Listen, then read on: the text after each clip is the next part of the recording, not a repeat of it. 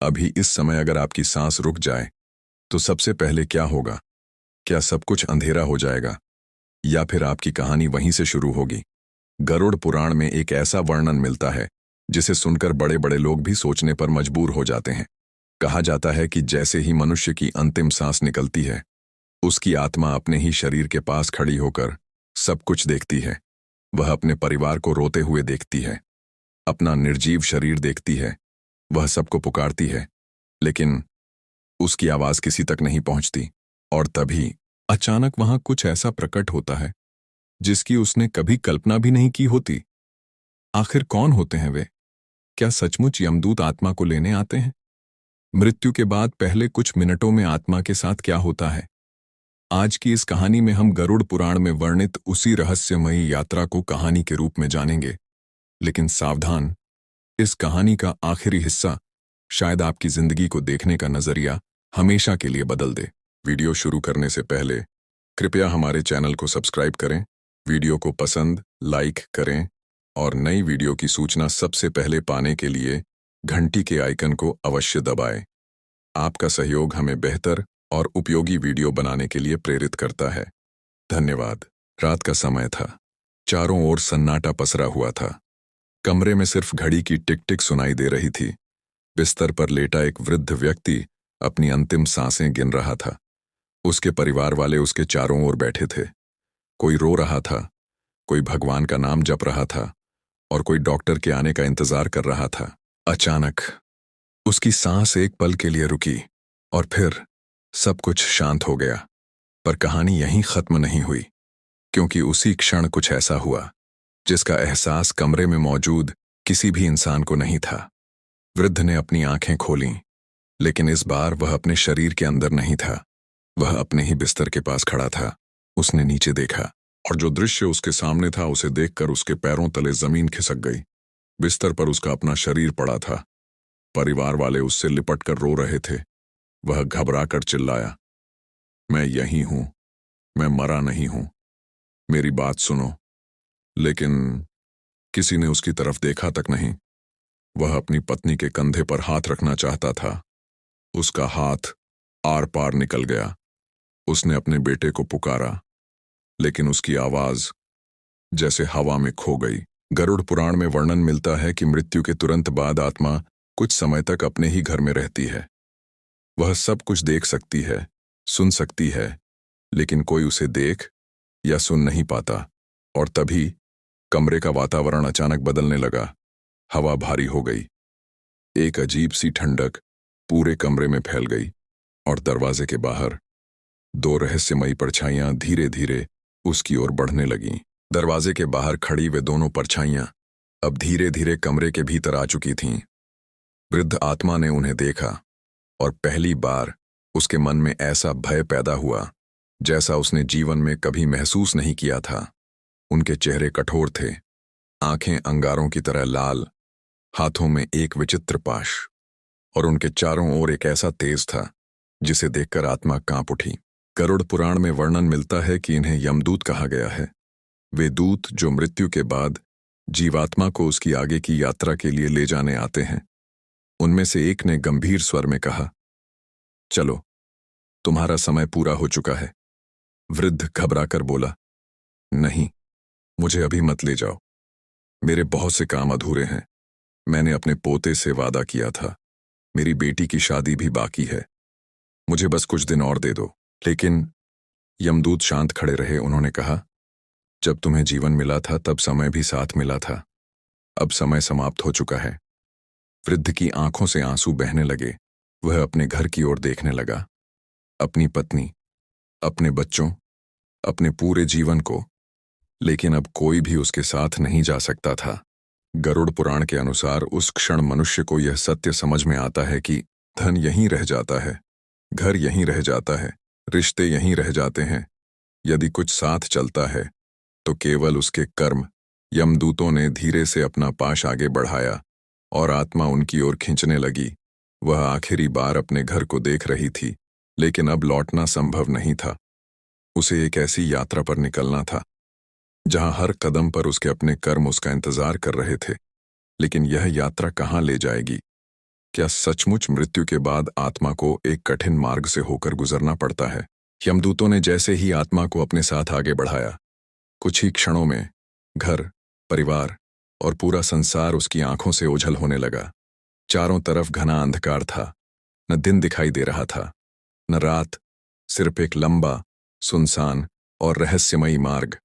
आत्मा घबराकर बोली, हम मुझे कहाँ ले जा रहे हैं? यमदूतों ने बिना उसकी ओर देखे उत्तर दिया, यमलोक, जहां तुम्हारे हर कर्म का हिसाब होगा। ये सुनते ही उसके शरीर में सिहरन दौड़ गई। उसे अचानक अपने जीवन की एक एक घटना याद आने लगी। वे अच्छे काम जिन पर उसे गर्व था और वे गलतियां जिन्हें वह सोचता था कि दुनिया से छिप गई हैं। गरुड़ पुराण में वर्णन मिलता है कि मृत्यु के बाद जीवात्मा को धीरे धीरे यह एहसास होने लगता है कि संसार में किया गया कोई भी कर्म वास्तव में छिपता नहीं। आत्मा चलते चलते थक गई। उसने यमदूतों से कहा, मुझे बहुत प्यास लगी है, थोड़ा पानी दे दीजिए। लेकिन यमदूत बोले, जीवन में जब प्यासे को पानी देना था तब तुमने कितनी बार दिया था? अब तुम्हारे अपने कर्म ही तुम्हारे साथी हैं। यह सुनकर आत्मा मौन हो गई। कुछ दूर आगे रास्ता और भी भयावह होने लगा। कहीं नुकीले पत्थर, कहीं जलती हुई भूमि, कहीं कांटों से भरे रास्ते। गरुड़ पुराण में इन वर्णनों का उद्देश्य यह बताना माना जाता है कि मनुष्य के कर्म ही उसकी यात्रा को सरल या कठिन बनाते हैं।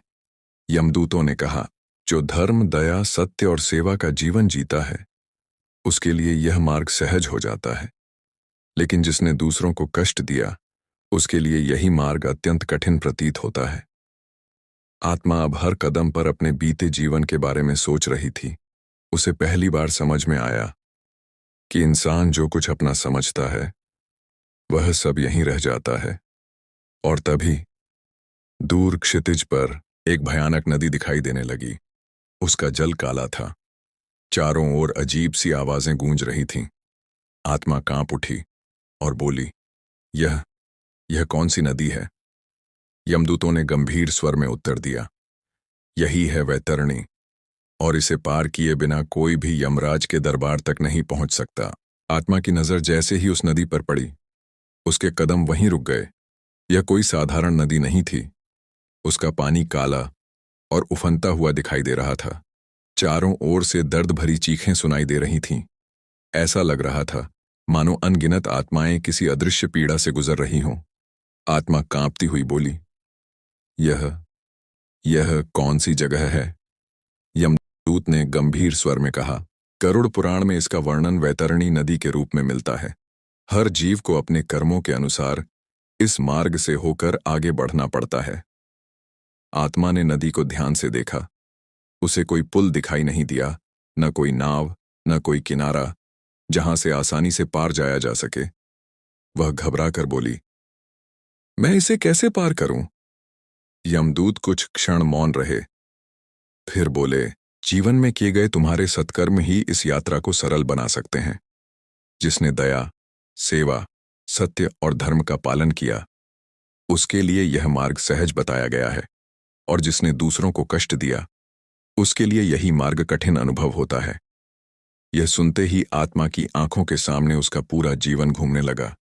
उसे याद आया जब एक भूखा व्यक्ति उसके दरवाजे से लौटा था, जब उसने किसी जरूरतमंद की मदद करने का अवसर खो दिया था, जब उसने क्रोध में ऐसे शब्द कहे थे जिनसे किसी का दिल टूट गया था, और उसे वे क्षण भी याद आए जब उसने बिना किसी स्वार्थ के किसी की सहायता की थी।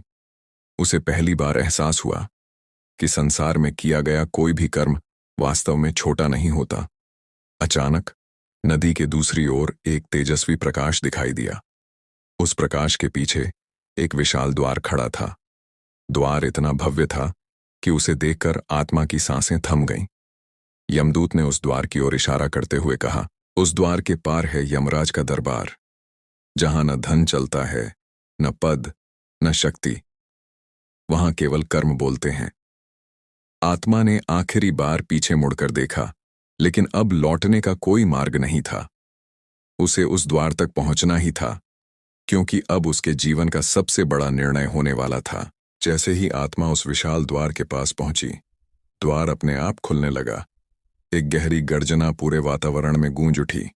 यमदूत धीरे से बोले, यमराज के दरबार में तुम्हारा स्वागत नहीं, तुम्हारा न्याय होने वाला है। आत्मा के कदम कांपने लगे।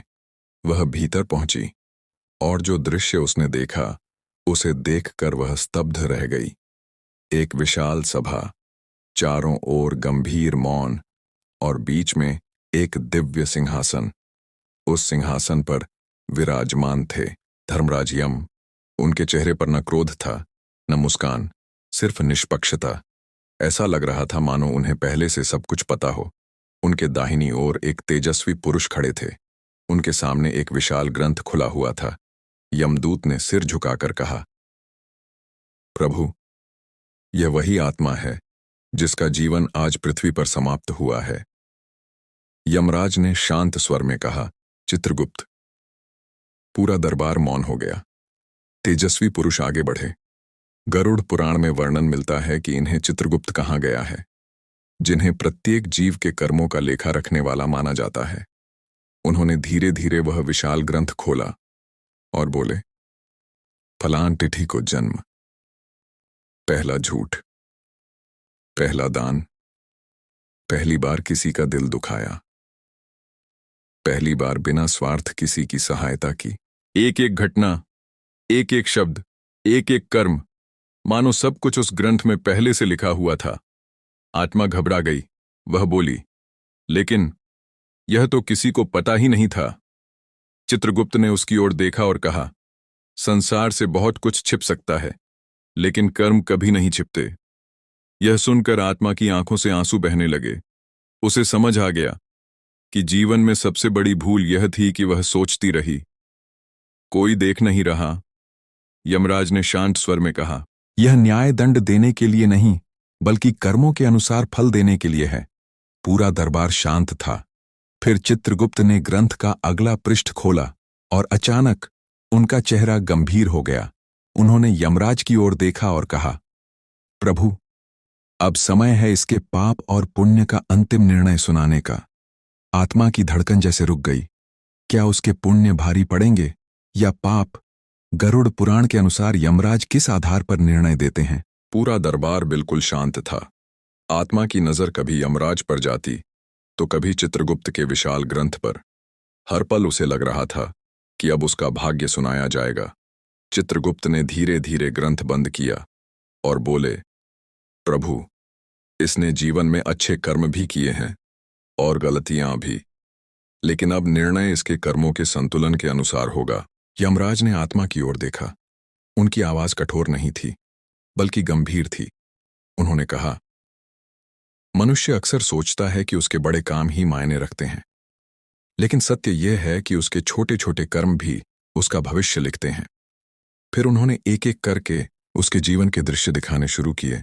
वह दिन जब उसने एक भूखे बच्चे को भोजन कराया था, वह पल जब उसने अपने बूढ़े माता पिता की सेवा की थी, और फिर वही दिन जब उसने किसी गरीब को अपमानित किया था, जब उसने लालच में आकर किसी का हक छीन लिया था, जब उसने झूठ बोलकर अपना स्वार्थ पूरा किया था। आत्मा रोने लगी। वह बोली, मुझे एक मौका और दे दीजिए, मैं सब कुछ बदल दूंगा। मैं किसी का दिल नहीं दुखाऊंगा, मैं अच्छे कर्म करूंगा। यमराज ने शांत स्वर में उत्तर दिया, यही बात हर आत्मा यहां आकर कहती है, लेकिन कर्म करने का अवसर केवल पृथ्वी पर मिलता है। यहां केवल उनका फल मिलता है। यह सुनकर आत्मा निःशब्द हो गई। गरुड़ पुराण के अनुसार यमराज पक्षपात नहीं करते, वे केवल कर्मों के अनुसार न्याय करते हैं। कथा का मुख्य संदेश यही है कि मनुष्य अपने कर्मों के लिए स्वयं उत्तरदायी है। यमराज ने अंतिम बार कहा, मनुष्य अपने साथ धन नहीं लाता, न धन लेकर जाता है। यदि कुछ उसके साथ चलता है तो वह उसके कर्म है। इतना कहते ही दरबार में एक तेज प्रकाश फैल गया और आत्मा अपनी अगली यात्रा की ओर बढ़ने लगी। लेकिन इस कहानी का सबसे बड़ा रहस्य यमलोक नहीं है। सबसे बड़ा रहस्य यह है कि हम अभी जीवित हैं। हमारे पास अभी भी समय है, किसी की मदद करने का, माता पिता का सम्मान करने का, सत्य बोलने का, और ऐसे कर्म करने का जिनका हिसाब देते समय हमें पछताना न पड़े। गरुड़ पुराण की इन कथाओं का मूल संदेश यही माना जाता है कि मनुष्य अपने जीवन में धर्म, करुणा, सत्य और सदाचार को अपनाए, क्योंकि मृत्यु के बाद उसके साथ केवल उसके कर्म ही चलते हैं। अगर आपको गरुड़ पुराण की ऐसी रहस्यमयी और ज्ञानवर्धक कहानियां पसंद आती हैं, तो अभी इस चैनल को सब्सक्राइब कर लीजिए, क्योंकि आगे हम जानेंगे नरक के 28 प्रकार, स्वर्ग का रहस्य, पुनर्जन्म की सच्चाई और गरुड़ पुराण में छिपे ऐसे रहस्य जिनके बारे में बहुत कम लोग जानते हैं। हो सकता है अगली कहानी आपकी जिंदगी को देखने का नजरिया हमेशा के लिए बदल दे। तो अभी सब्सक्राइब करें, वीडियो को लाइक करें और बेल आइकॉन जरूर दबाएं, क्योंकि अगली कहानी शुरू होने वाली है।